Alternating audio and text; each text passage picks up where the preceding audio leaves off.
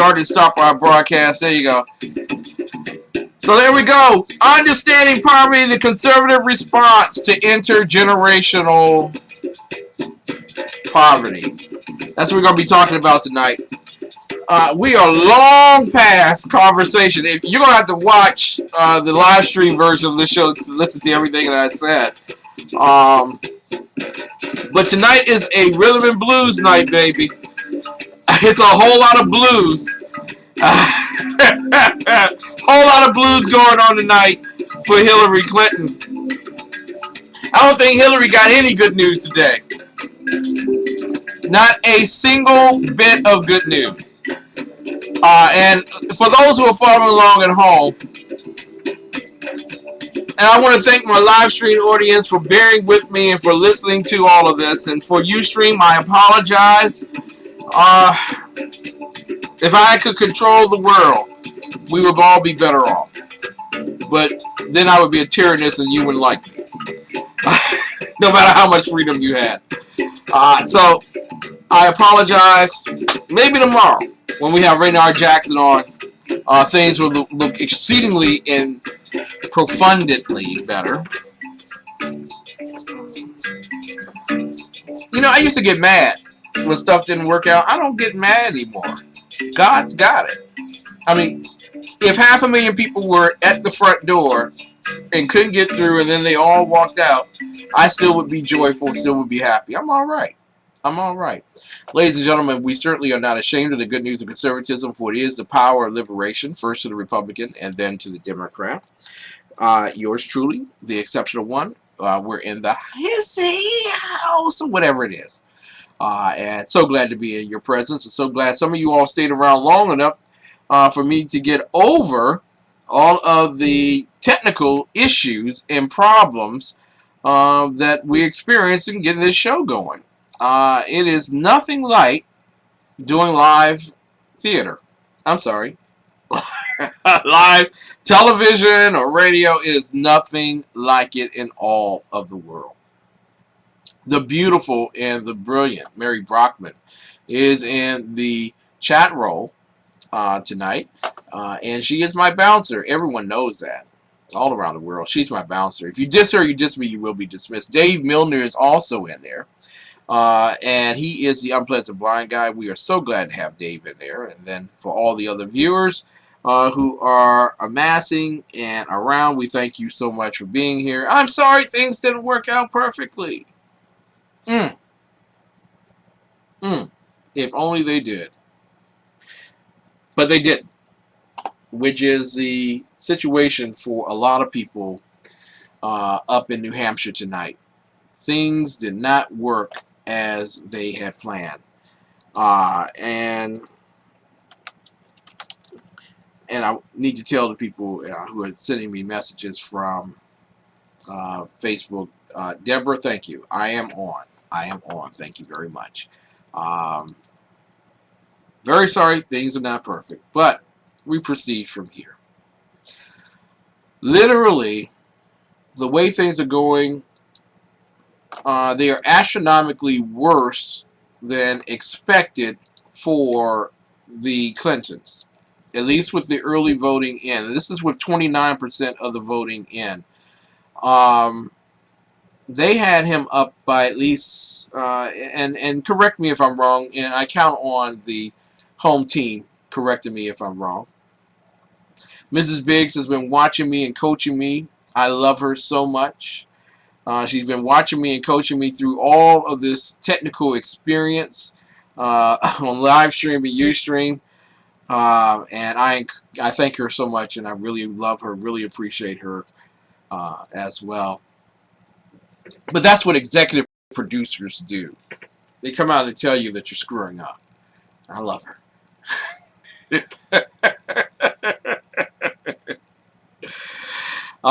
We don't have enough blues. Thank you, Mary. We don't have enough blues.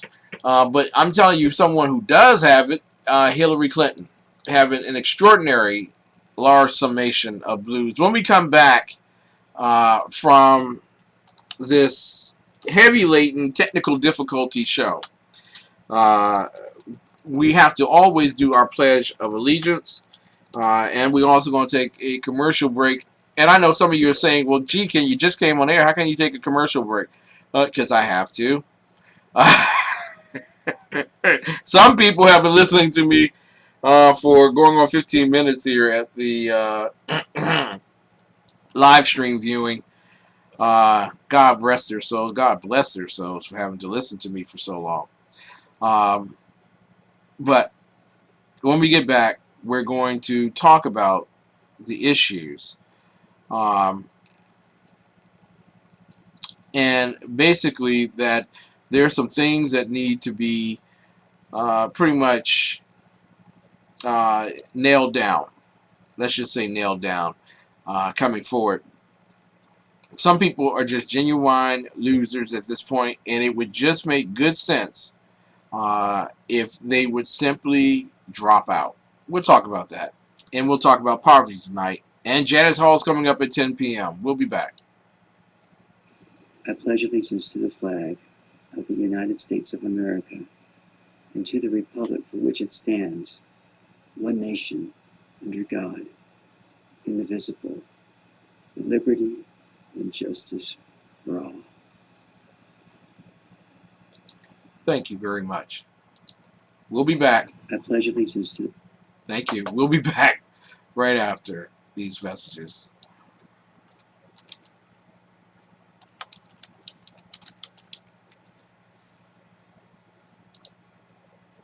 I'm a mom, and just like millions of other women, that's why I own guns. We're responsible, we're law-abiding, and we're everything that makes America strong. Every day, we're willing to use a firearm to defend our families. But the media will never tell those stories. If a mom puts a gun to the face of a home-invading thug and makes him run for his life, the story gets buried. But if she's unarmed and murdered, the cameras will be at the scene before the police. It's time for moms like me to speak out. We are the majority. We demand the freedom to defend our families. And we challenge the media to tell the truth about our rights. I'm the National Rifle Association of America, and I'm freedom's safest place.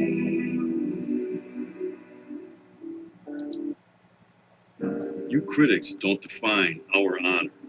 You try to shame us for doing our job. You teach children to fear us, crowds to attack us, and good people to doubt us. But we will never back down from our sworn duty to uphold the Constitution of the United States of America.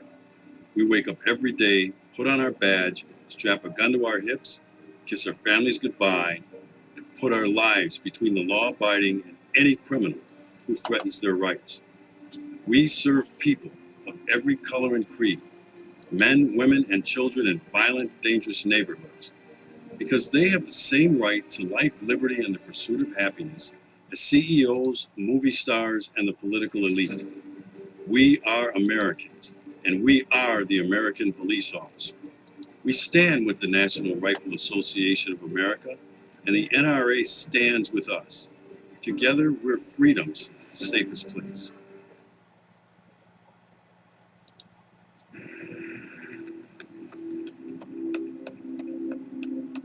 Do you still believe in the good guys? Because you are surrounded by a world where madmen are famous and good ones forgotten. Doors are locked and streets have gone silent.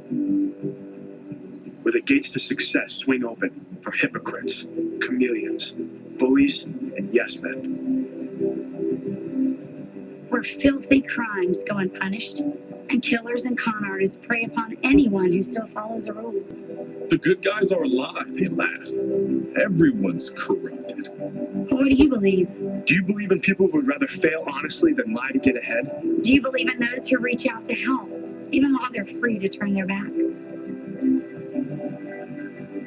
The teacher whose best lesson makes a one-time cheater a last-time cheater. The parents who work 2 jobs, raise 3 kids, sit in school boards, town halls, and church pews because you can't teach values you don't live yourself.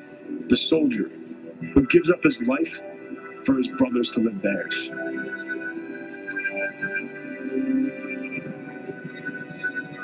It takes courage to be free, a special kind of backbone to reject the world that surrounds you, to sign your name where everyone can see it. To believe that there is always a right choice and an honest consequence. That's what it means to believe in America. It's time to believe in the good guys again. We are the 5 million men and women of the National Rifle Association of America. Join us.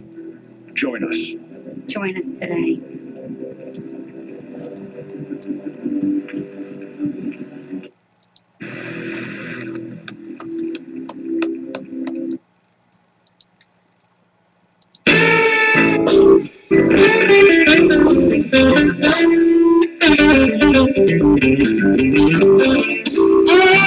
Got the Hillary blues, baby.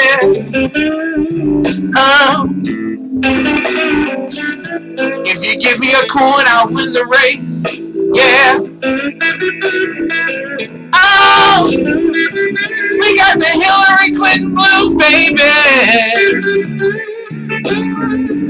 Oh, don't know if I'm gonna make it another day.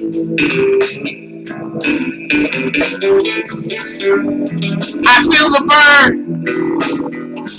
The same thing Bill feels when he's not with me, baby. Yeah.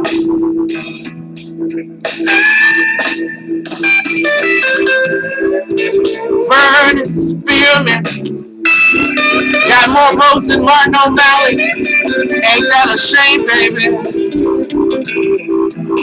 Ow!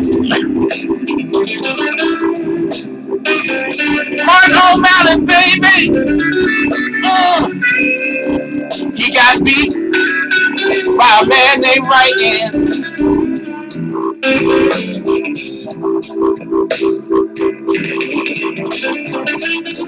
But of all the people I heard today, Hillary Clinton's got it bad, baby.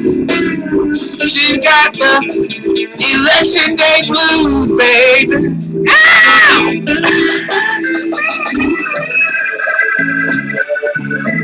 Yeah! Welcome back. Woo! I don't know what y'all talking about, but Hillary Clinton did not win Iowa. You don't tell me there are no rules for coin flip. I have never heard of a rule. The founding fathers did not say coin flip for an election. And how do you miss 90 boxes of votes? Hillary did not win Iowa. And she's sure not going to win New Hampshire either. Ah!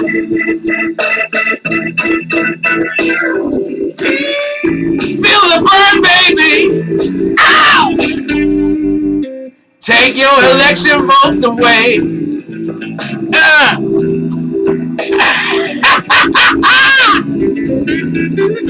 Oh, feel the burn, baby. Pepto-Bismol can't help you today.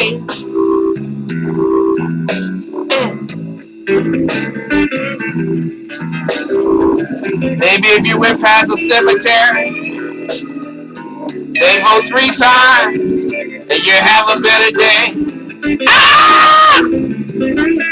Yes! Oh, man. We haven't done the blues since Thanksgiving. It wasn't about the same thing about Hillary. I think it was. Hillary's having a real bad day, people. Bill's so upset he firing people left and right in the campaign.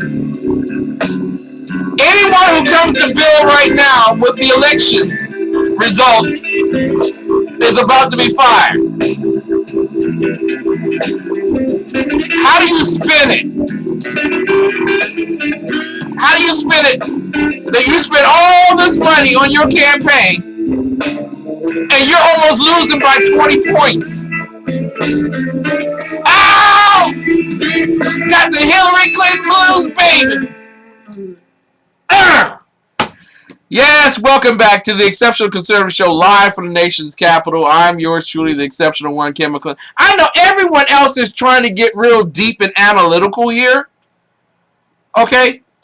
But the choice being made but in the quote-unquote Democrat, which is another name for Socialist Party, is do you take socialism hard or do you take communism light?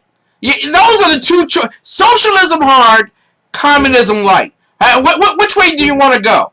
Because you got Bernie, who's communism light, and you got Hillary, who's socialism hard. And apparently, 98% of Democrats in New Hampshire want to be stuck behind the western side of the Great Berlin Wall.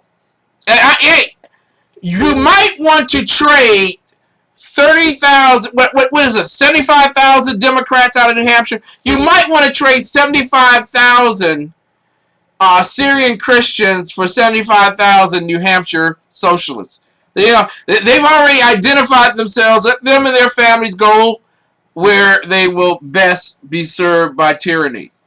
I know for this particular audience, while we are very gleeful with the remarks, oh my goodness, you can't make this stuff up.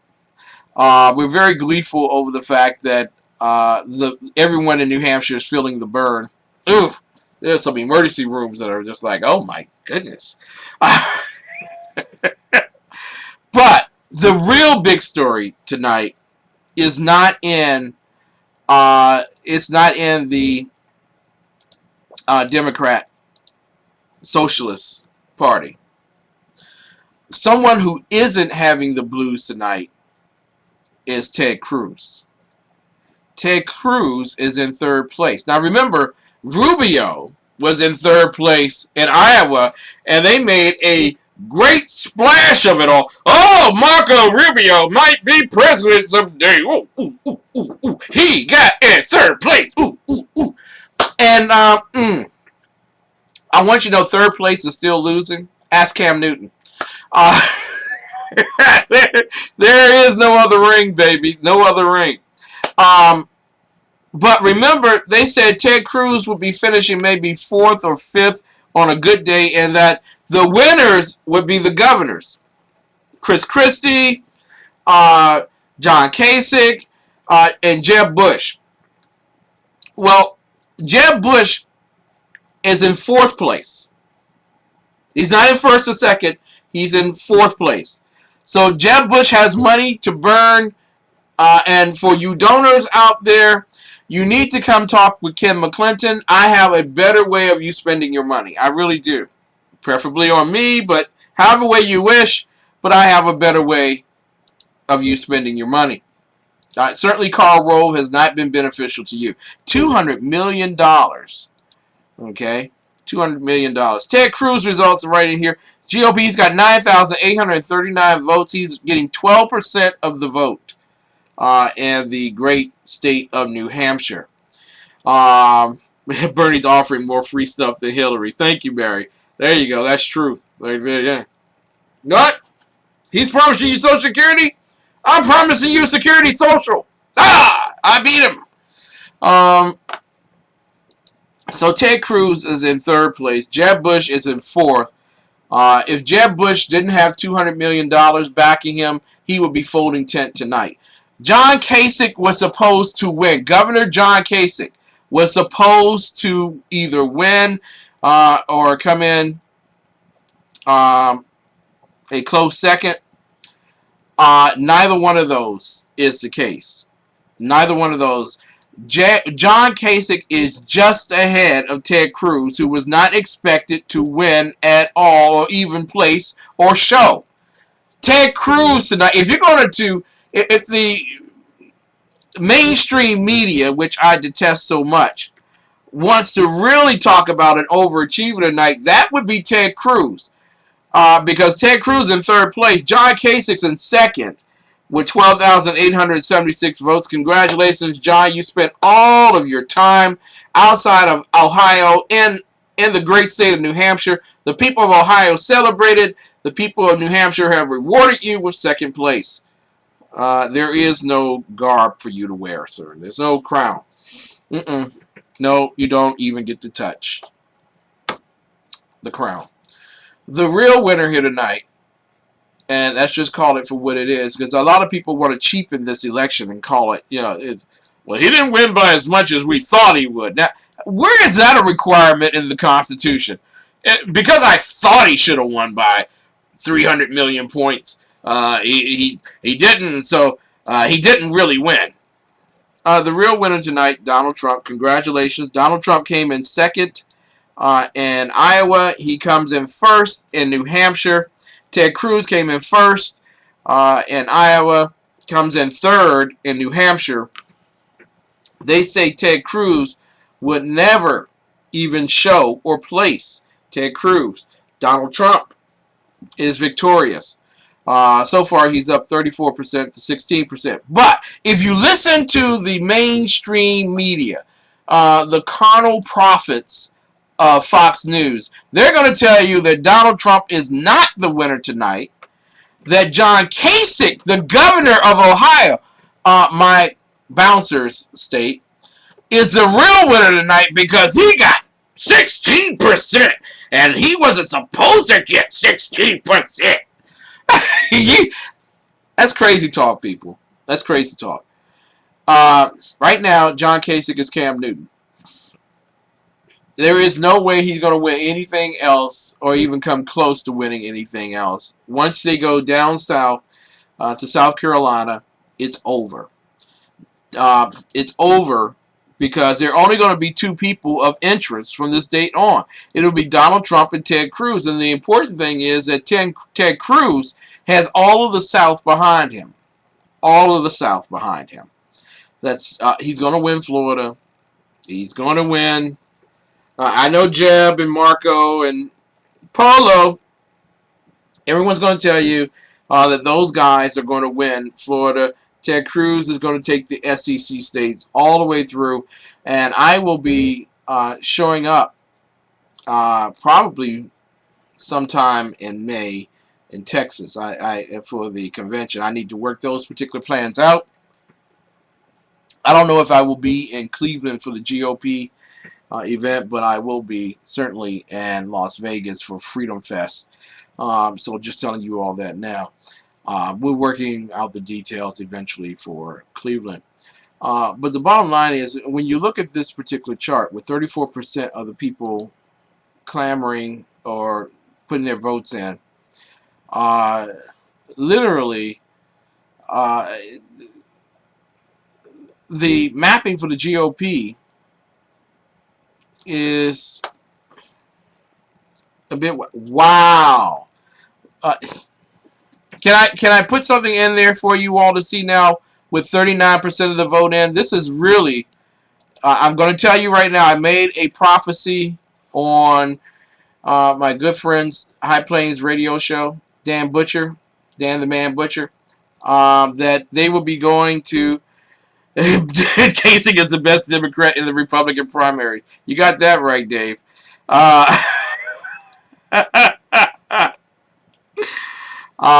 just want to tell you all, okay, Bernie is listed as a Democrat in New Hampshire. I just want you all to know that. Bernie is listed as a Democrat in New Hampshire.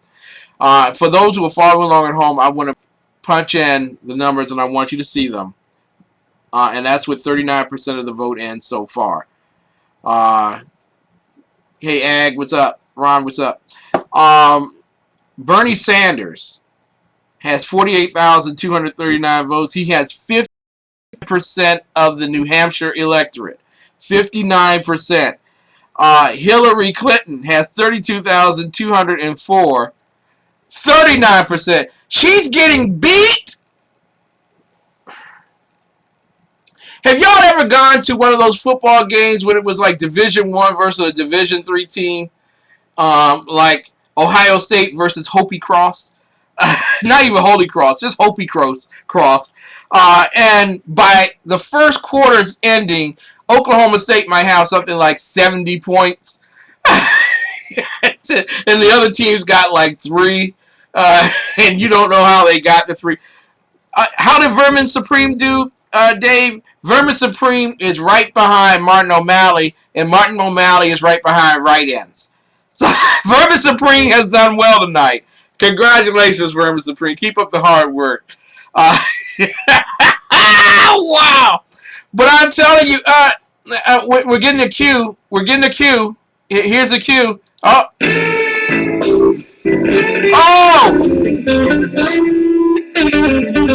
Oh! Got the Hillary Clinton blues, baby. Oh! It's beginning to look real bad.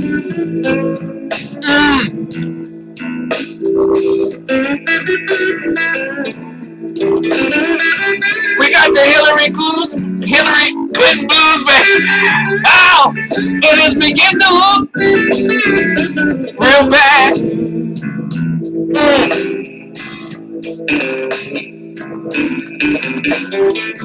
Put away the champagne bottles, baby. We're gonna be drinking ginger ale out of Dixie cups, baby. What a bad night this is. Oh, this is Ohio State versus Hopi Cross. Ow. Oh, man. This is terrible. Oh, where's Charles Barkley at, man? Oh, this is just terrible. I know some of y'all tuned in tonight because you wanted some substance. I don't have substance for you tonight because I'm having too much fun watching this. I am telling you, this is terrible.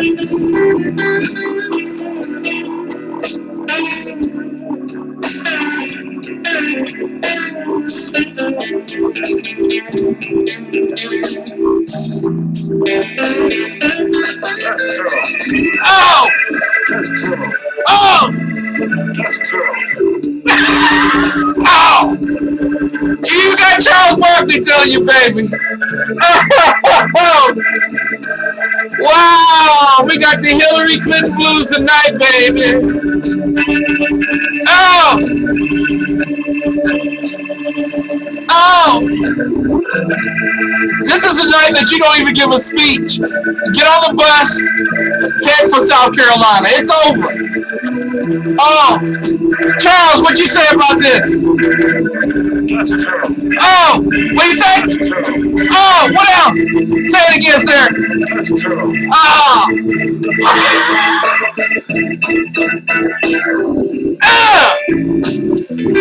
Oh, man, I am having too much fun tonight. There we go. Oh, oh, that's just terrible. Oh, man. Forgive me. That's terrible. That's terrible. Ladies and gentlemen, I'm going to put this in the chat room. Y'all can put it out all over the place regarding New Hampshire. Oh, man, that's terrible.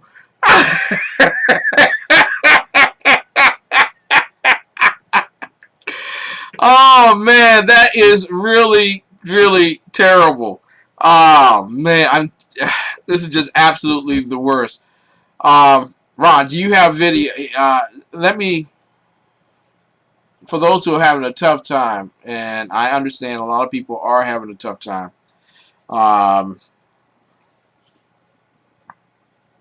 let me go to the share. We're going to try this. We're going to share this. Hopefully everybody gets it. Okay. And I will see in a moment. We're having some technical difficulties. I know some people are having a tough time listening to the show. And I know when Ag comes here, there's always a tough time. There's always a problem with the audio and with the video and everything else. It's just a very terrible thing. It's just terrible. I'm so very sorry. Things don't always work out perfectly, at least with this particular program. I know all the other highly acclaimed conservative talk shows do extremely well. I know we don't. It's a great joy that the Lord places this as one of the top shows in America. I don't know.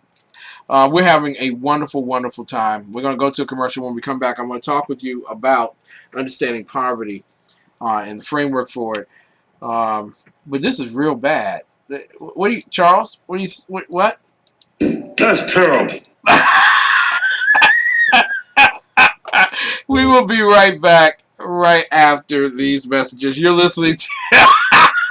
That's terrible. Wow, she's being crushed. I mean, it's bad enough to lose, but to be crushed? Oh, man, that's just terrible. We will be right back right after these messages. Oh, man, thank you, Charles. Really appreciate it. You're listening to the Exceptional Conservative Show live from the nation's capital.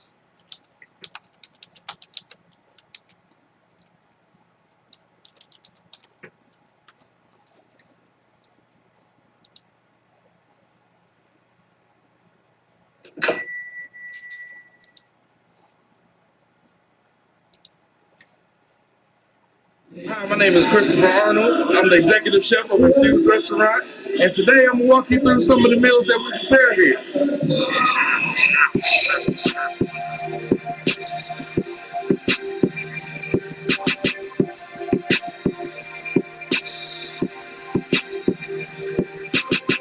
We're making a pizza. We use French Italian sausage that we cook here and slice it up.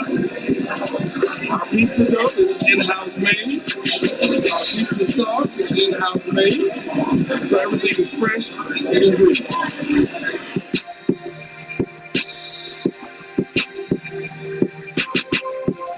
This is our Thai curry chicken.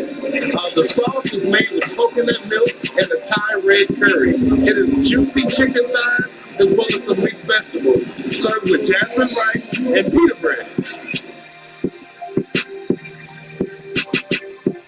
So now we're going to prepare our famous blackened tilapia and grits, our fish and grits on the menu.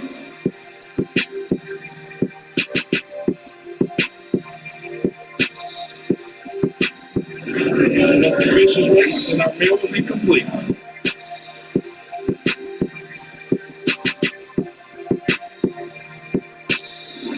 Let me tell you about our infused heat burgers.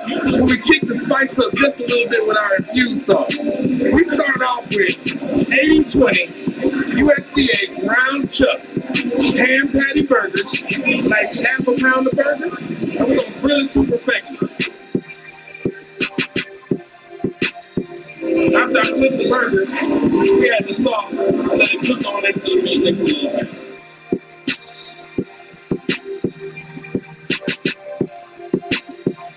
We're going to add a little bit of pepper jack cheese to this burger, spice it up a bit.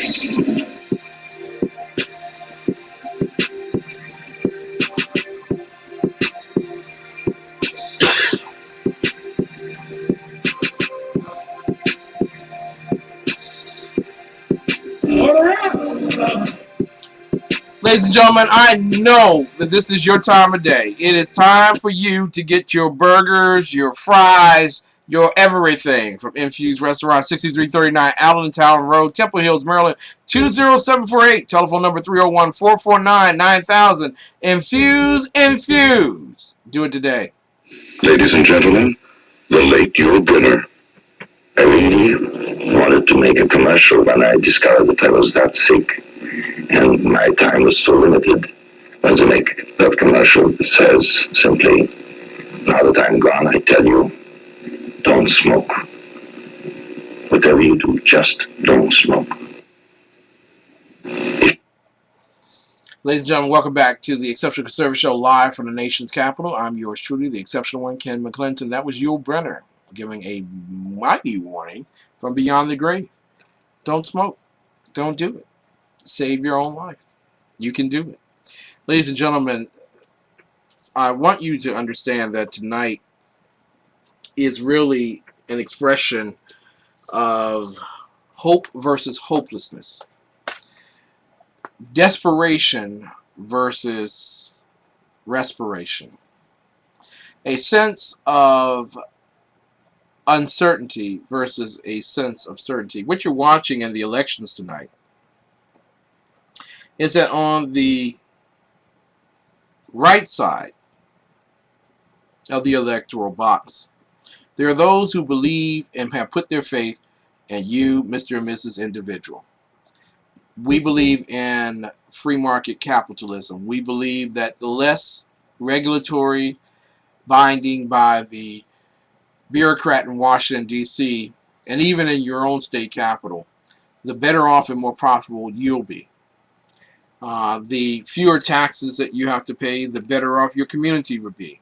The more that you'll be able to invest in your neighbor rather than having to depend on your neighbor. And so what you're watching tonight on the right side of the table is a sense of hope. That there are Americans that believe without a shadow of a doubt that we can make it.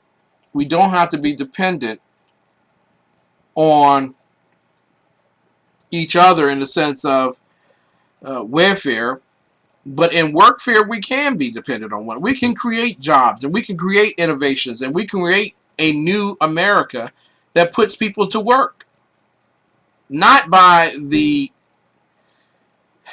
elitist prognostications and fantastical utopian belief, but by good old-fashioned hard work, roll up your sleeves, let's come up with an idea, that's marketed, and let's sell, and let's make a profit.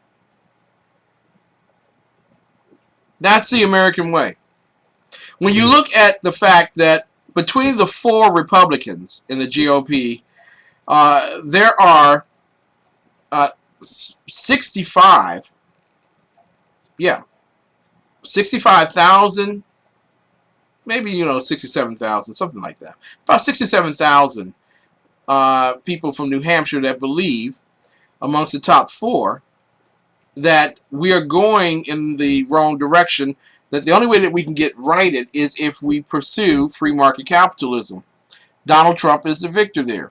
On the opposite side, however, this is a disastrous story here. You have 80,000 New Hampshireans that believe that socialism or communism is the way to go. That 80,000 is very scary. It is twice the number, almost twice the number, probably no more than about 30% more, but nonetheless.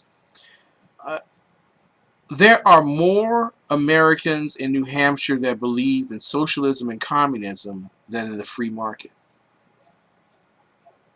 That is the story of the night. But that's not the story that you're going to hear. Tonight, the story will be the governors have shown themselves true. Chris Christie, Jeb Bush, and John Kasich, they showed themselves strong. They got a certain percentage. The 3 of them combined, John Kasich got 16%, Jeb Bush got 12%, and Chris Christie got 8%. So the 3 of them combined, oh man, that's a whole 20, that's 36%. Wow, they did well. That's 36% against just alone Donald Trump having 34%. Ladies and gentlemen, this was not victory for the governors. This is really victory for capitalism and free markets. This is victory for those who do not like to see the stock market bound 300 and 400 points in a given day because of uncertainty in the marketplace, with oil prices dropping dramatically, telling you that the economies around the world are suffering, and you have the poltergeist of economic wonders at 1600 Pennsylvania Avenue telling you, oh, we're all right, we're doing just fine, we're the best of the best. No. The countries around the world are struggling. Many people struggle with the identity of poverty. And so tonight, I want to introduce to some and present to others a concept. Now, there's a book that I want you all to take a look at, maybe put on your bookshelves. Okay, it's called A Framework for Understanding Poverty. It's by Dr. Ruby K. Payne. Okay, again, it's A Framework for Understanding Poverty. It's by Dr. Ruby K. Payne. Now, when I read this 20 years ago, I thought to myself, wow, wow, this woman is so far ahead of everyone and everything. And she's making it very plain to us in terms of how to understand dealing with poverty. And literally, to be earnest, the answer we have. We have the answer. The problem is that many people shun the answer because they fear having to effort. They fear that somehow they will be required to do something. And you are. But that's the difference between the new economy and the old economy. The new economy says that other people work for me and I take what they make and I don't do anything. And that's the way it should be. And then the old economy says, whoa, whoa, whoa, whoa. That's not godly in the least bit. Okay, we can understand being down sometimes, and we can even understand helping you out while you're down. But you're not down always. There's something for you to do in America, and you don't have a choice to lay on your couch and live off of me. Understanding poverty. I want to go over just one section with you real quick. Because in terms of making this very plain to you, there are opportunities for us to express what we believe in such a way that individuals do not have to fear what they believe. They can express it and actually change minds. Here we go. Let's go with scenario number 1. John and Adele. Background. John is an 8-year-old Caucasian boy. His father is a doctor and remarried, but does not see his children. He pays minimal child support. The mother, Adele, works part-time and is an alcoholic. One younger sibling, a girl who is mentally and physically handicapped, lives with the mother and John. You are Adele, John's mother. You are a 29-year-old female. You quit college your sophomore year so that you could go to work to support John's father as he went through medical school. You were both elated when John was born. During the time your husband was an intern, you found that a drink or 2 or 3 in the evening calmed you down, especially since your husband was gone so much. When your second child was born, she was severely handicapped. Both of you were in shock. A year later, your husband finished his residency, announced that he was in love with another woman, and divorced you. Last you heard, your husband is driving a Porsche, and he and his new wife spent their most recent vacation in Cancun. Your parents are dead. You have a sister who lives 50 miles away. Your weekly income, including child support, $300 before taxes. Your handicapped child is 3 years old and is in daycare provided by the school district. Tell me, how do you, the conservative, answer this particular situation? Because there is so much here in terms of dealing with poverty. Most Democrat socialists will tell you right out the bat, my goodness, a program. But what program, what government programs, or even systems of government programs can help put Jack back together? Or in this particular case, Adele. All these things have been going on in Adele's life, and she's made life choices from it. When we come back in the fourth quarter of our program, we're going to begin talking about understanding poverty. Poverty is not something that's easily answered with a curt political ramble. No government program has solved any of these particular issues, to be earnest. There are bigger issues and bigger problems in the world that government can't solve. How do you, Mr. and Mrs. Conservative, explain to people who have been raised all of their lives to believe that if they didn't have the answer, the government did? And when the government disappoints you, it's okay, they'll work it out. When all of your hopes, all of your dreams, and all of your aspirations have been put into people who have promised you that free stuff will be the answer and solution to your life. What do you say, Mr. and Mrs. Conservative? What do you say? I want to thank y'all so much for tuning in tonight to Hillary Clinton Blues Night. It's a sad, just terrible. Just really terrible, people. It really is. And let me just give you all an update of how bad it is for Hillary. I think Bill has already kicked a dog or something. Wow, she's losing by 21 points right now with almost 50% of the votes in. Bernie has 60,000 votes in New Hampshire. Actually, 61,000 if you round it off. And Jeb Bush and Marco Rubio has jumped into third place with a tie with Jeb Bush. I'm sorry, fourth place. Forgive me, fourth place. I apologize. Ted Cruz is in third. John Kasich is in second, and Donald Trump has won the race. Ladies and gentlemen, the real big story. Well, that too. Firstly, let me give you the one that they don't want to talk to you about. Ted Cruz is in third place in a non-evangelical state.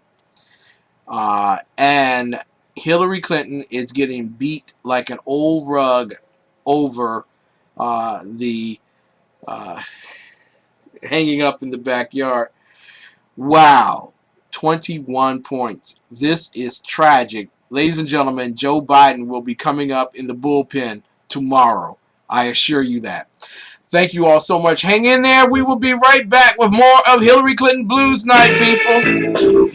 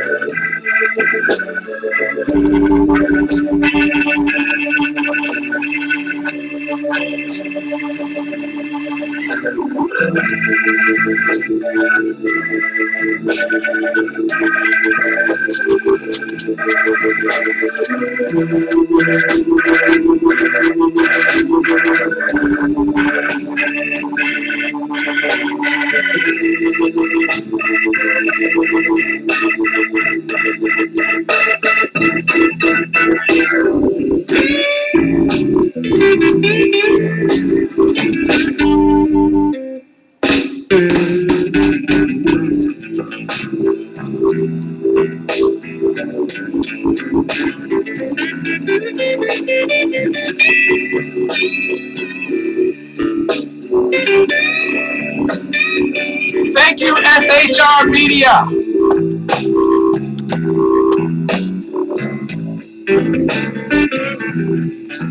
Thank you, High Plains Talk Radio.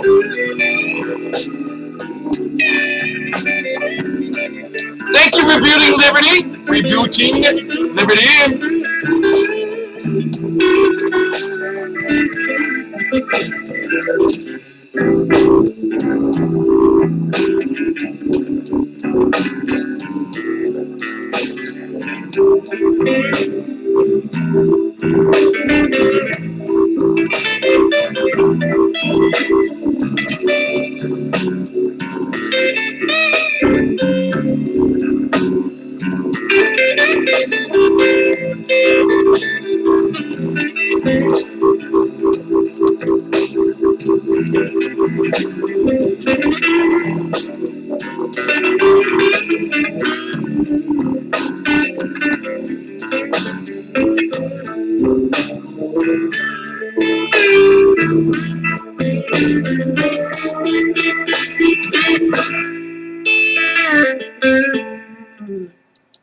Ladies and gentlemen, I want to welcome you back to the Exceptional Conservative Show, live from the nation's capital. We are not ashamed of the good news of conservatism, for it is the power of liberation, first to the Republican and then the socialist.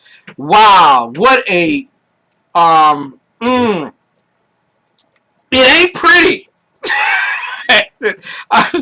Oh, man, when you have to bring Joe Biden out of the bullpen, he's warming up tonight. A couple of pitches to the catcher in the bullpen, and then they're going to bring him out to do a couple more pitches on the mound. But you can see him. You can see Joe Biden in the bullpen warming up right about here. It is ugly. It is really ugly in New Hampshire. And I'm not talking about the Republicans. The Republicans are settling themselves out just as, as expected. Well, not exactly as expected. In fact, Ted Cruz is in third place.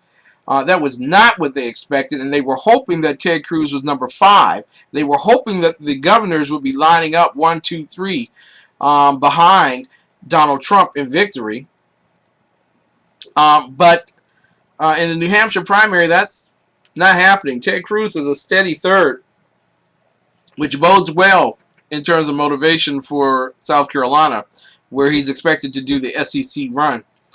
But the big story tonight, it's ugly. It is really ugly with 49% of the votes, and Bernie Sanders is not just winning. He is Oklahoma State versus Hooptyville U winning. 59% of the vote, 62,000 votes going to Bernie Sanders. You don't even need to watch for speeches tonight. I think Hillary's already on her private climate changing airplane, certainly modified for climate change. Wink, wink. I think she's on her way to South Carolina so she can meet with some black folk.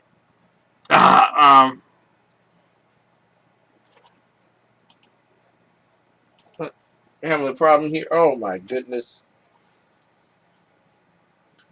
We lost the live stream. Okay. This is one of those nights. This is just one of those nights. It's just one thing after another. One thing after another. Hopefully it's coming online. We lost the live stream, but we do have the Ustream. This is amazing. So you're going to be watching in between one or the other. No, you won't. We're going to be going with the Ustream at this particular juncture. Okay. Let us do the Pledge of Allegiance, people. It can get only better from here. Place your Paris. Ready, begin.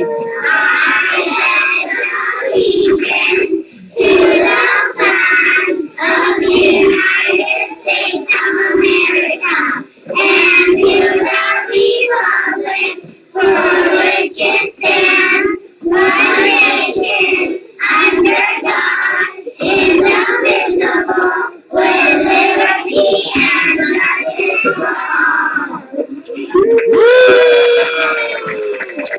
Great job. Great job. Thank you all so much. What did you say, Dave? Joe Biden's rubbing the icy hot on his batting arm.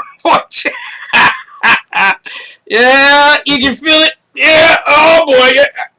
I think I can pitch another inning. I think I. Oh boy. Oh man.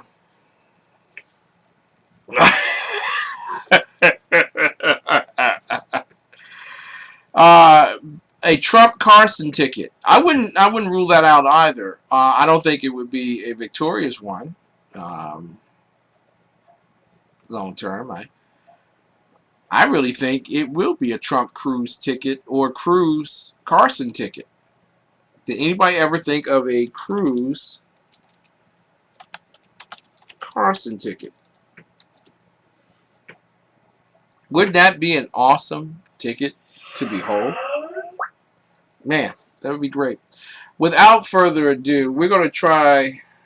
My computers have decided that they're going to do their own thing tonight. They'll go off when they want to. They'll come on when they want to. And that's just the way it is. And so suck it up, Ken. And so that's what I have been told to do. Suck it up. And so I will suck it up. I don't know exactly how this computer went off as I left the room. I don't understand exactly how that happened. But nonetheless, we will battle through. Nonetheless, we will battle through. Listen, ladies and gentlemen, I want to thank this very beautiful, brilliant woman, Janis Hall, because Janis Hall comes on every Tuesday night at 10 p.m. and she makes the issues of this world seem so easy to understand. And tonight, we're calling 1 Mississippi, 2 Mississippi, 1 ringy-dingy, 2 ringy-dingy. We're calling. There we go. We got a ringy-dingy. Hello. Hello. Good evening. Good evening. Good evening. It's awesome talking to you. This is Janis Hall, the J Hall World Report. Yes, it is. There we go. Glad to have you on tonight. Listen, did you get your surprise? I did, and it was beautiful. So, and I will definitely be sending you a picture once I, do my hair, makeup, presentable. But yeah, no, it was beautiful. It was a trophy, and it was just, yeah, it was amazing. I loved it. Thank you so much. You're so welcome. Is it nearby? It is. It is. Okay. Can you lift it and bring it over to you and read what it says on your trophy? Yes. 1 second. Okay. I have to go walk over there. It's sitting on my bookcase. On the bookcase? No, it should be on the front door.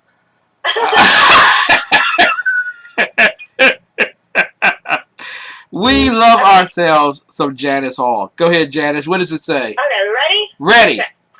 All right. The Exceptional Conservative Show recognizes and honors Janis Hall as our official World News Commentator, January 2016. Perfect. Absolutely nice perfect. And heavy, too. Yeah, you deserve it. You deserve it. I tell you, you've been on the air with me for 3 years. You deserve heavy. And you should toss it around with your friends just to see if it doesn't break. Sure. Maybe not. Well, we're honored to have you on every night. every Tuesday night with us at 10 o'clock, and you hold down the fort. You are so far ahead of everybody else. Everybody else basically just catching up with you, and we're very appreciative of your concepts and your speaking to us on a nightly basis. Well, I'm always honored to be on the show, and I'm so glad that I've gotten to be here for 3 years. It's been amazing. I love talking to you every week. Awesome. Listen, Jen, real quick, and you can give me the answer off air, but there is to be a Trailblazers Award this weekend at the Willard Intercontinental Hotel downtown. Raynard Jackson is hosting that, and some great people will be there. Lieutenant Governor, former Lieutenant Governor Jennifer Carroll, Bob Woodson, Bria Marie, so many others, and there's so many people being honored. You can tell me if you're interested in going this weekend. It's a luncheon. Okay. Okay. Well, it probably depends on what day it is. Okay. No problem. No problem. We'll work it out. And you have to bring your award and sit it on the table, and it has to plunk it out. You know what I'm saying? Pow! Right there in the middle. Okay. So you're not going to do that. All right.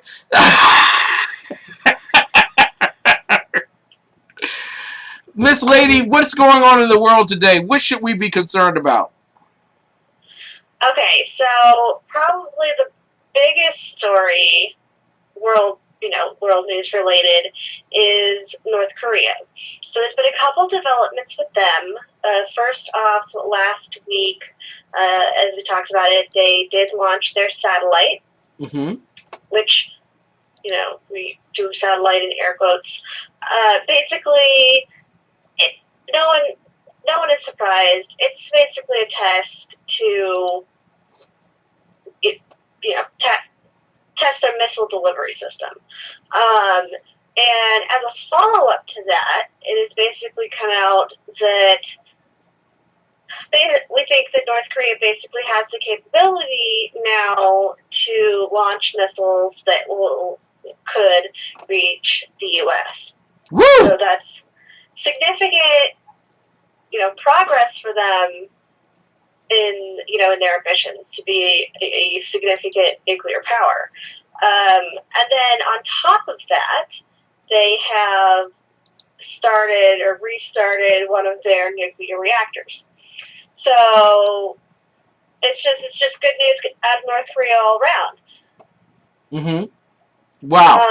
Wow. Yeah, so definitely whatever we're doing isn't working. And North Korea, they basically already have become a nuclear power. Thank you. Thank you. And we did nothing really to stop them. Can you say a little bit, Janis, can you say that? Can you say that loud and clear for our down low socialists who tune in and listen to our program? Commander-in-Chief, President of the United States, Barack Hussein Obama, George Bush said that the axis of evil included North Korea. He said George Bush was crazy. What has happened with North Korea under the Obama administration? They've basically become a nuclear power. What has Iran become? What has Iran become under the Obama administration? They're a little further behind, but they are also on their way. Wow. Wow. Two nuclear powers. Two new nuclear powers. I mean, people were concerned about India and Pakistan because of their relationships. Non-relationship. They were very angry with each other. And concerned about nuclear arsenals on both sides there. People were always concerned about the ravenous stockpiles that were missing from old Russia. And now, puppy power. So, what is the Obama administration saying? Not a whole heck of a lot. I mean, it's just like,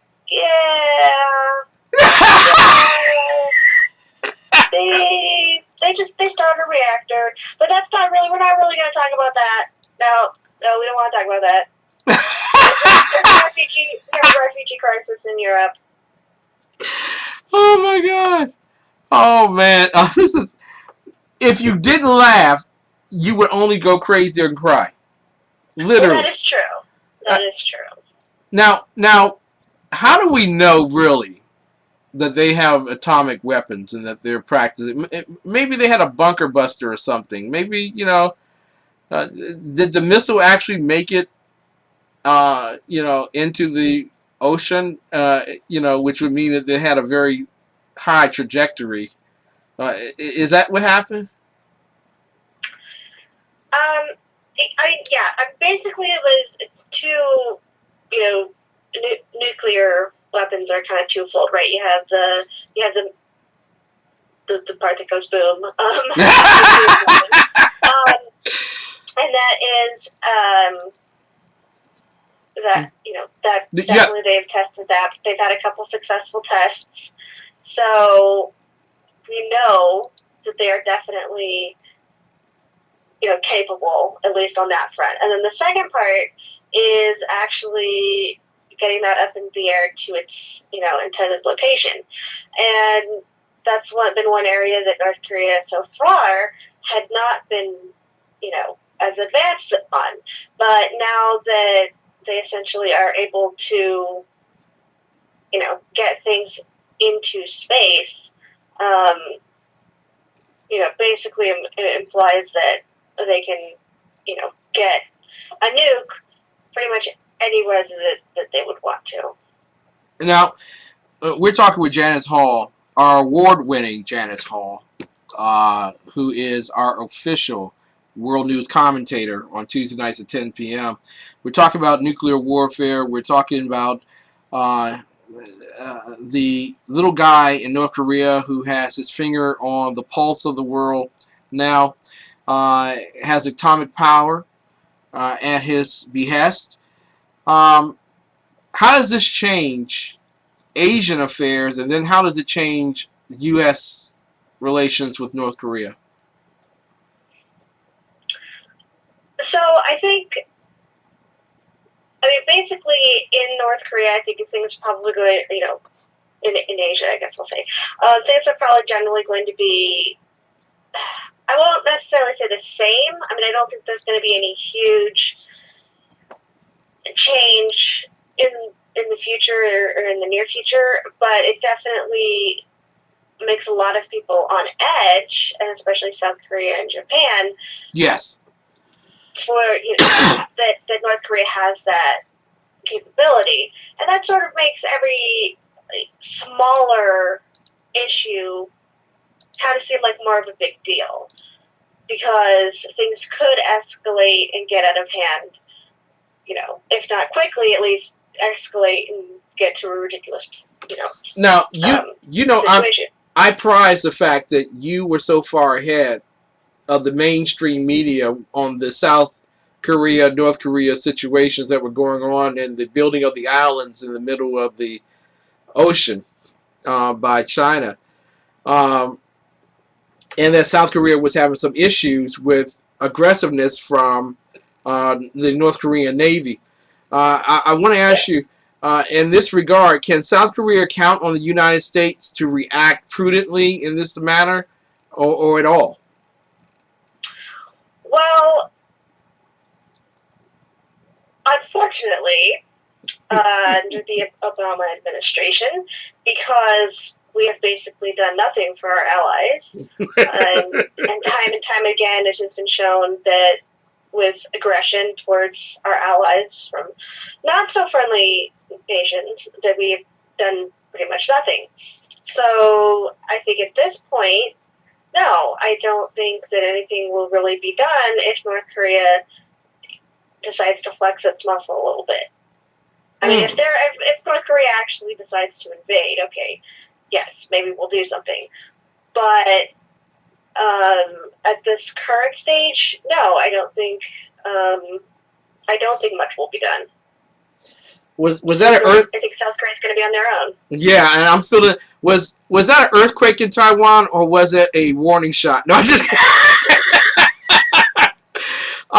because it was an earthquake, a big earthquake in Taiwan earlier this week, coming on the heels of the nuclear test by North Korea, and I'm quite certain everyone's a little edgy in Southeast Asia at this particular time period. Vietnam, the Philippines, Japan, Taiwan, of course, the Chinese mainland. Some people might be certainly concerned, but should the people of Alaska be slightly concerned that now North Korea has an intercontinental ballistic missile and they could actually start a world war? Yes and no. I think the probability is very, very, very low. But we have definitely moved from the not having the capability, and not having the capability to do something, to them having the capability, even though that probability of something happening is very tiny. It still exists. It's still there. Awesome.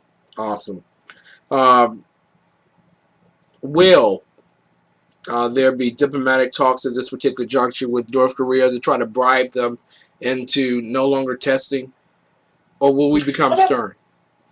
There might be. We seem to like that approach of rewarding bad behavior. Wow. North Korea people, keep an eye on it.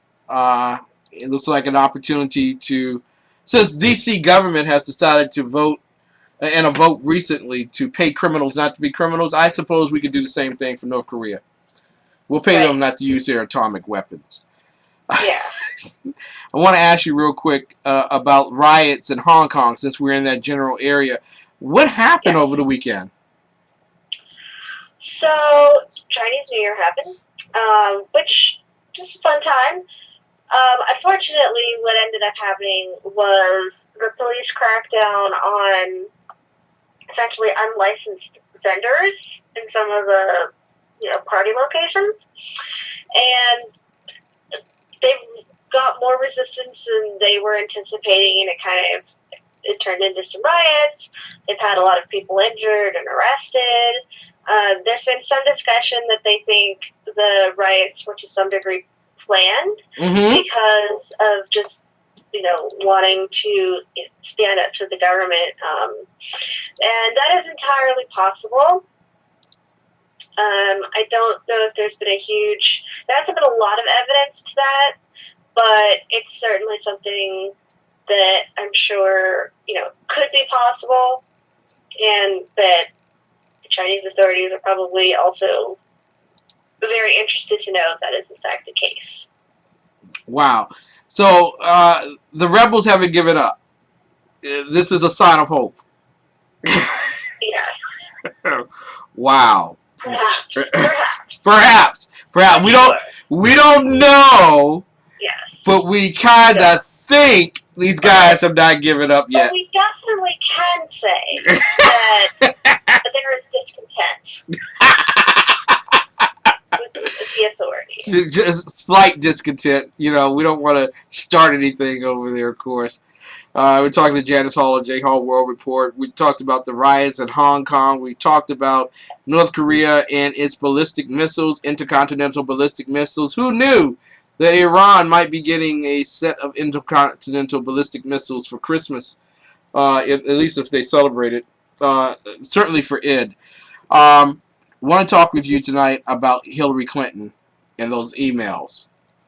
Yeah. We normally don't talk about it because, we're dealing with other world issues, but this is a serious world issue right here. The FBI has confirmed that they are probing Hillary. And please, Dave, don't go there. Hillary is being probed by the FBI.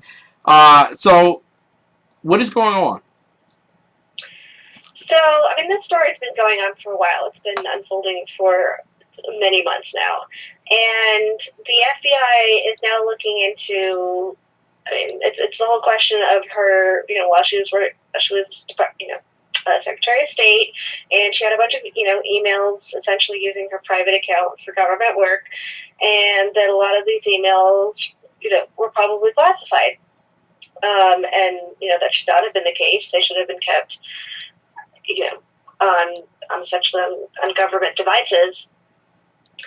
So, and really this all has to, it kind of all circulates or it stems out of the Benghazi situation. Yes. When, I still think that there was, if not criminal activity, some great negligence and stupidity that caused that tragedy. And so, I think we're still trying to find out what happened because we don't know, because the State Department hasn't released the information. Because it was because she had this private email server. So it's just layers on layers of, trying to keep things convoluted and buried under paperwork. And now we see that the State Department was supposed to turn over a bunch of these emails again and have not yet done so. Yeah. And I wonder why they haven't done so. Do you ever wonder why they haven't done so? Because they don't want to. There you go. Because they're trying to figure out a way to either not do it, or if they do it, to be not as damning as it probably is. Wow. And, I'll just sidetrack here for a little bit about politics. And I'll sound really conservative. It is so frustrating to me to see, especially with the Obama administration, that these people essentially are doing things that are basically illegal, but that's okay because we're all friends.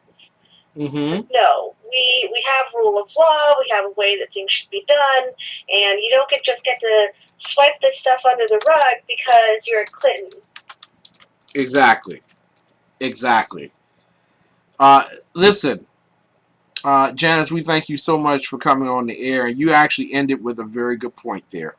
There seems to be two rules of law, or a rule of law and a rule of lawlessness, and it's okay for the Clintons to behave badly while everyone else is held to a higher standard. If they press charges against her, does she drop running out of the running for president of the United States?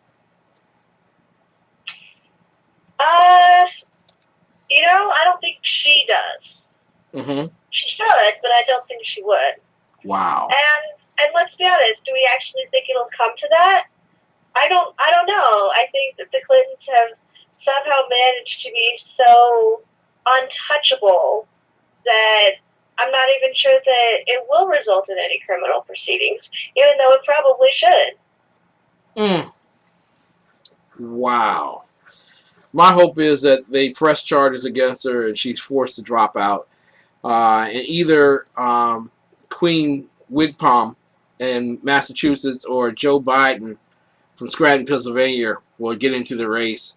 And there you go. It will be a sad day. You know that she'll be pardoned, so she'll never spend another day in jail, but she'll never have to run for office again.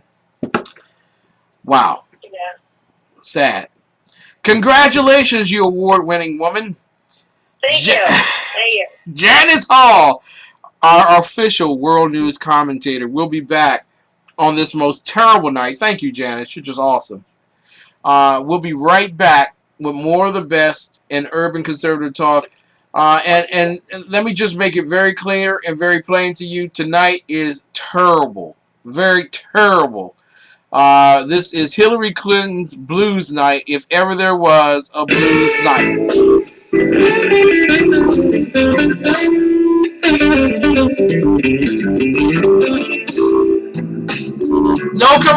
after this. We'll be back.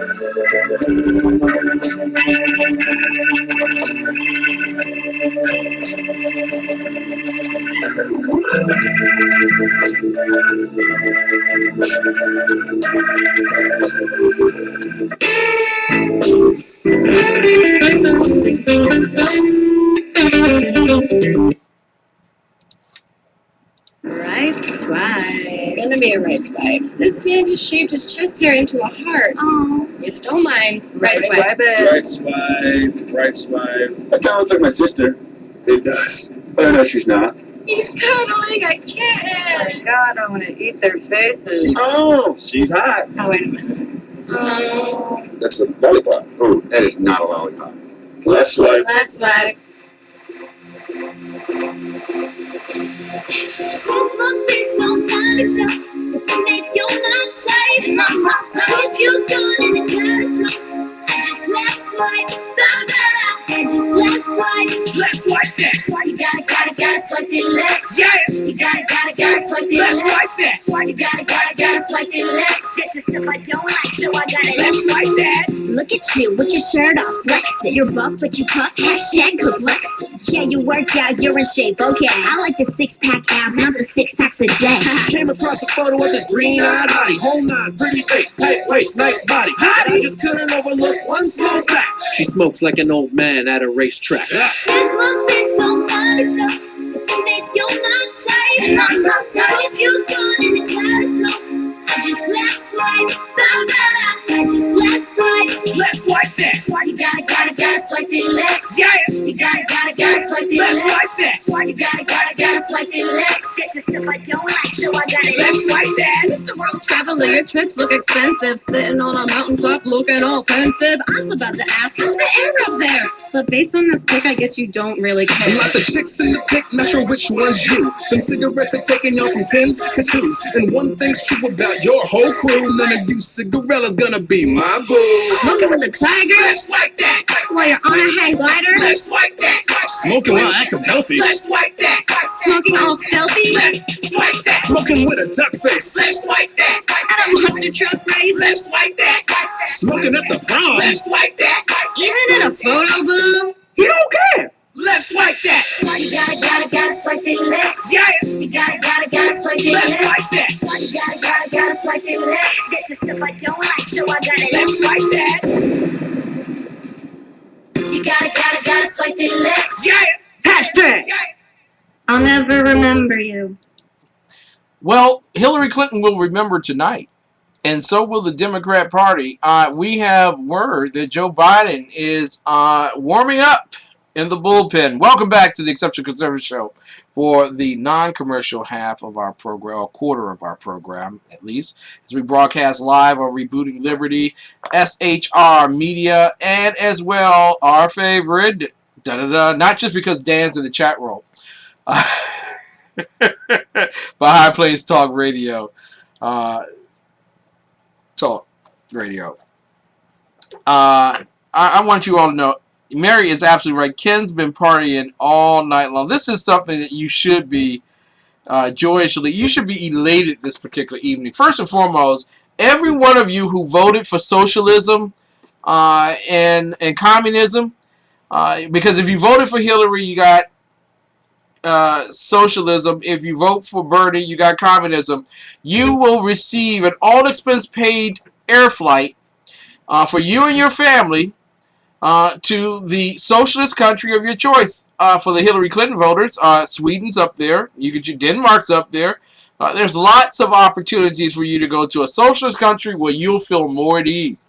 And for the Feel the Burn crowd, yes, the gates are wide open to the hell called Russia. Yes, you, my friends, have won an all-expense-paid trip to that beautiful place called Leningrad. And you can stay there, all 84,000 of you.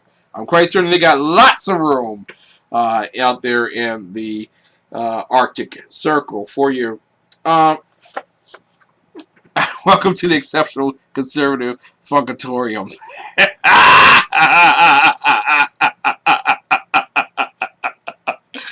I tell you, for those who are following along at home, because this is really like Oklahoma State playing hipster university.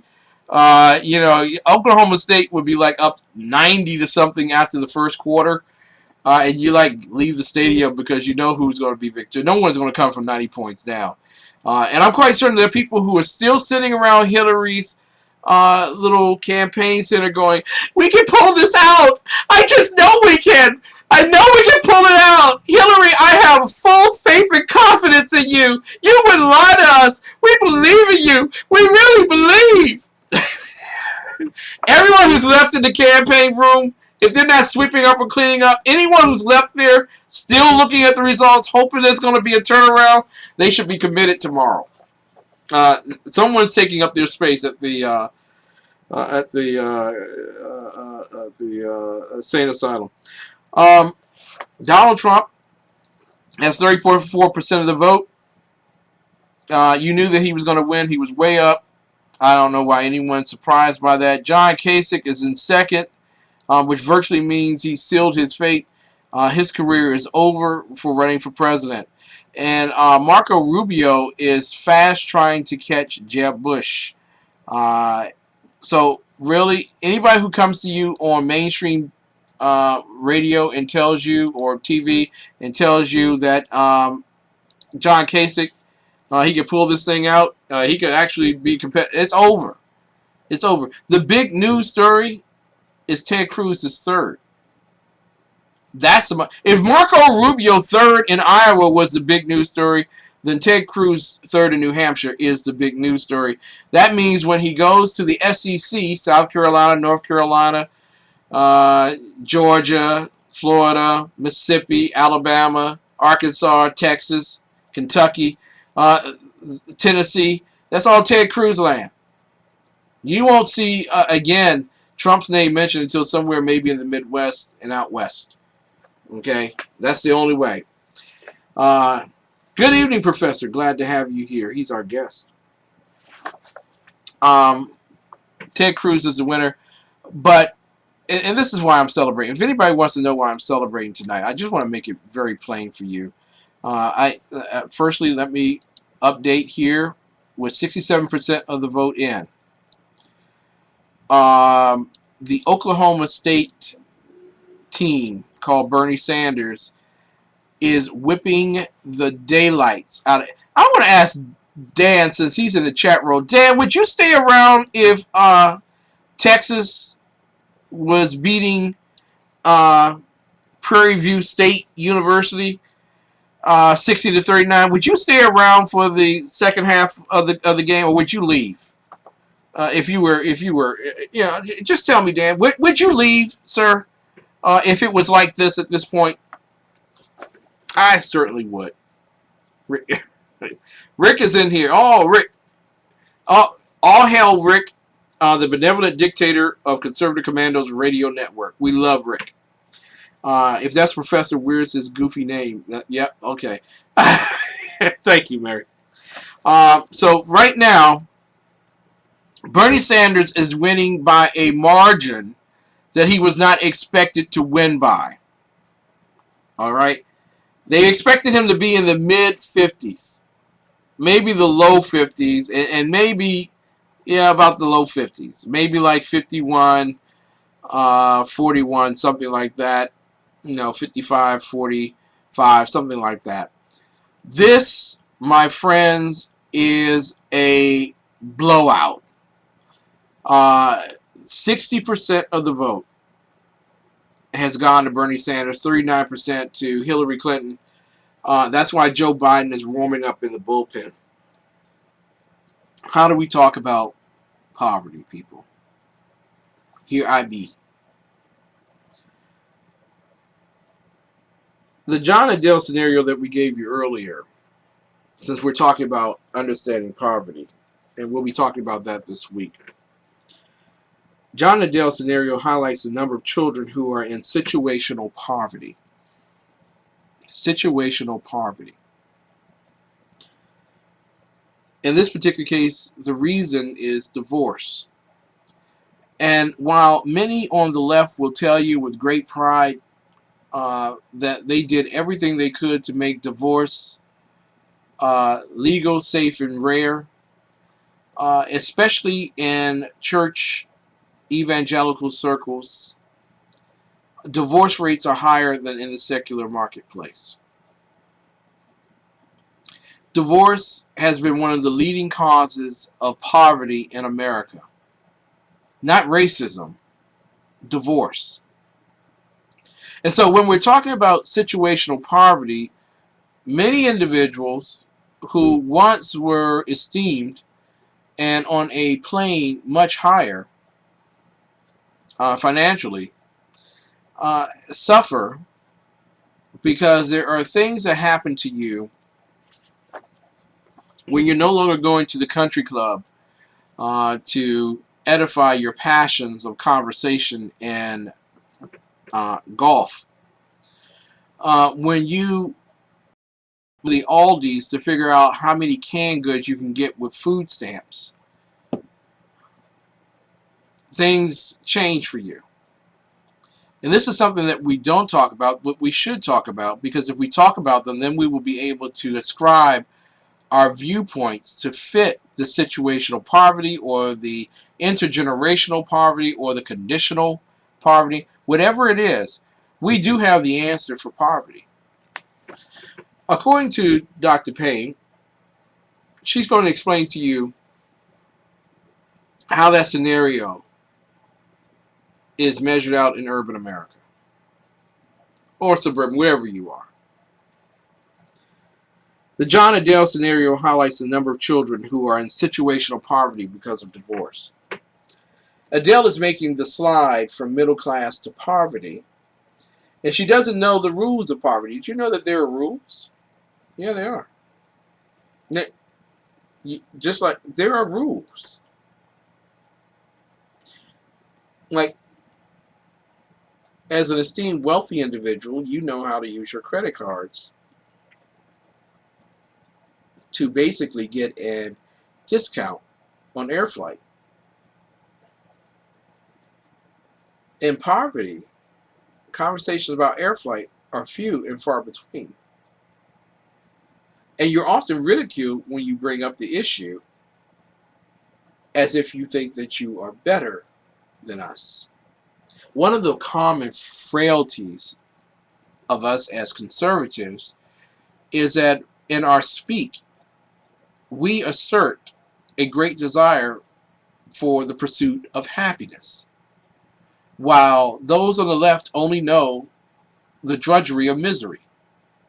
You see, it is difficult to put your new software onto their hardware to make the system work. It's kind of like putting the Microsoft 10 software onto the 1985 IBM PC. It's not compatible. It's just not going to work. No matter how hard you try, no matter how much money you spend, it's just not going to work. They're not compatible.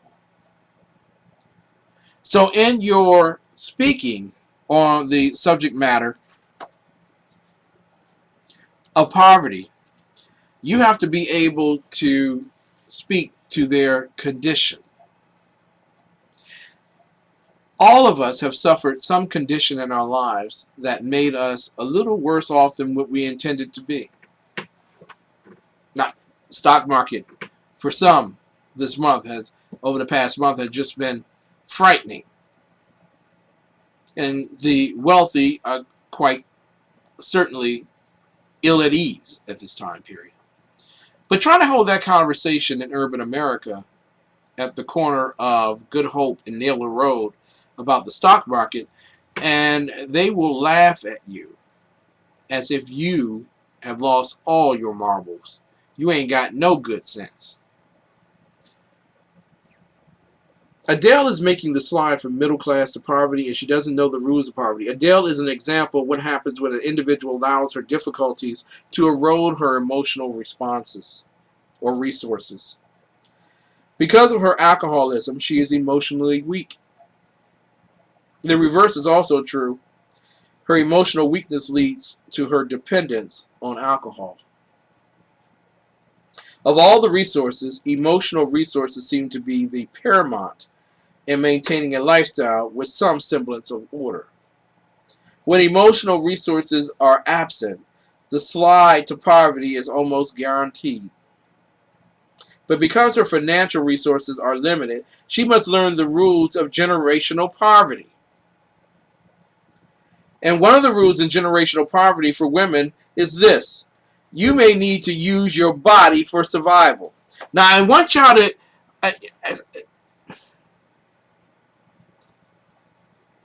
I want you to contemplate this in conversation on the idealisms of dealing with poverty with a conservative point of view.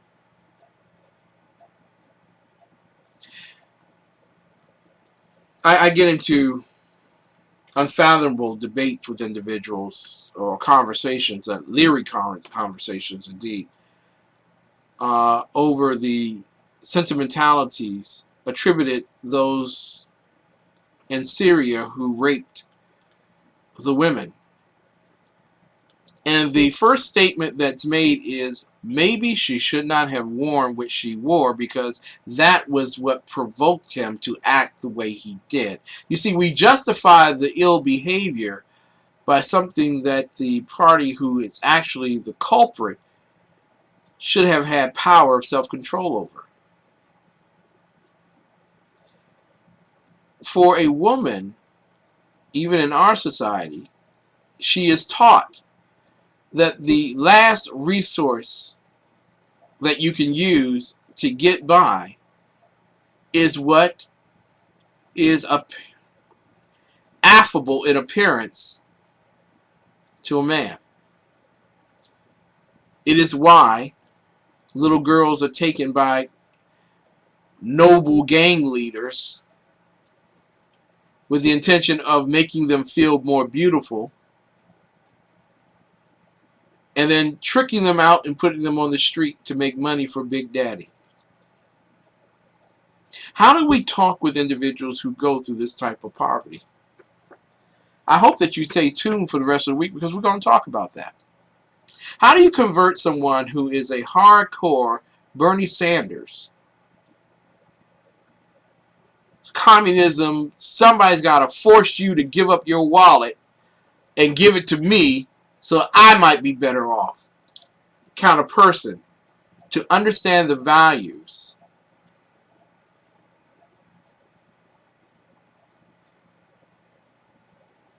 and the belief systems that come along the way of being conservative. As we talk this week, we're going to talk about helping people out of poverty. We're going to talk about talking to people and sharing our beliefs and values as conservatives. And we're going to talk about how converting individuals to conservatism might be the last saving grace for urban America. Trust me, there are lots, and I do mean tons, of individuals who are profound in fighting the good fight to keep people impoverished and impale them with the idealism that they will never be able to make it. And in fact, because if they're not able to make it, no one should make it. Everyone should be equal. And then we have the desire lowered in our achievement. I won't achieve as much because somebody will take care of me. And in the end, those people who are convinced and convicted and coerced to believe that someone will take care of them are the first ones who are hurt. Let me go on real quick because I'm going to run out of time. When emotional resources are absent, the slide to poverty is almost guaranteed. But because her financial resources are limited, she must learn the rules of generational poverty. I want you to understand generational poverty. And then I want you to understand inheritance. If I ask you this question right now, a father who owns $1 million apartment building, has 2 children, and he is preparing to die. He sets up his last will and testament, and by God, he sets up his last will and testament to give the property to his kids. What would you call it? You would call it inheritance. But when a grandmother goes down to the Department of Housing and signs over, or at least includes her granddaughter in there because her granddaughter is now pregnant, so that she can take over the Section 8 housing when grandma is gone, what do we call that? Intergenerational poverty. And so some people are raised on the fact that poverty is their inheritance. They're not going to do any better. And they hate individuals who come to them and tell them that they can.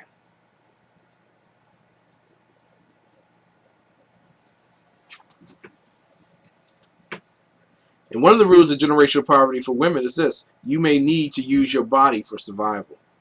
After all that is truly yours. Sex will bring in money and favors. Values are important, but they don't put food on the table. I want y'all to understand that. Values don't put food on the table. This is the mindset of an individual you're trying to figure out. You always ask me that question. And I've been on the air for almost 6 years, and I want to talk with you about how is it so difficult that African Americans don't switch over to the Republican Party. They choose to be socialists. They don't want me to tell you all this, but I'm willing to give up the treasury. Values are important, but they don't put food on the table or bring relief from intense pressure. So Adele will probably go out with the mechanic for 2 reasons. She can get her car fixed, and she can have an evening out on the town.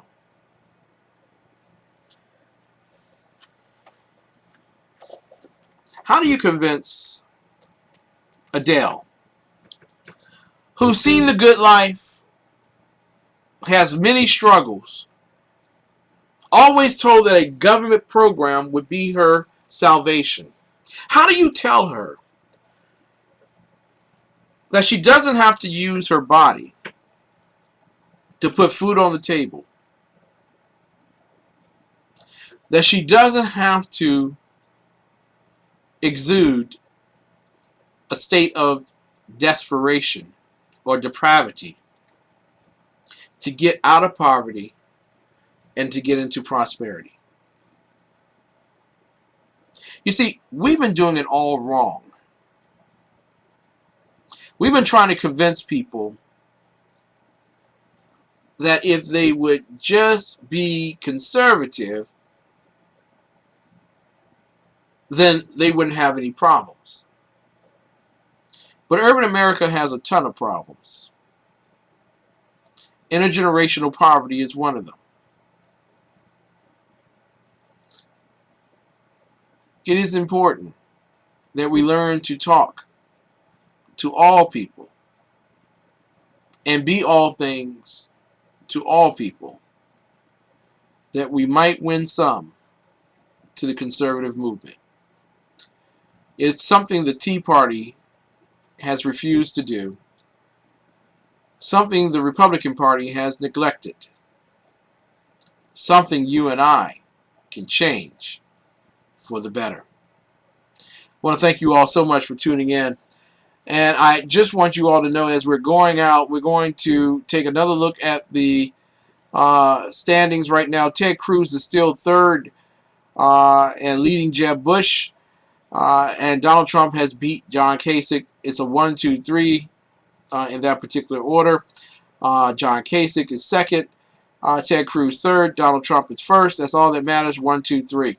But Bernie Sanders has literally punched the lights out of Hillary Clinton tonight. 60% of the vote went to Bernie Sanders, 39%.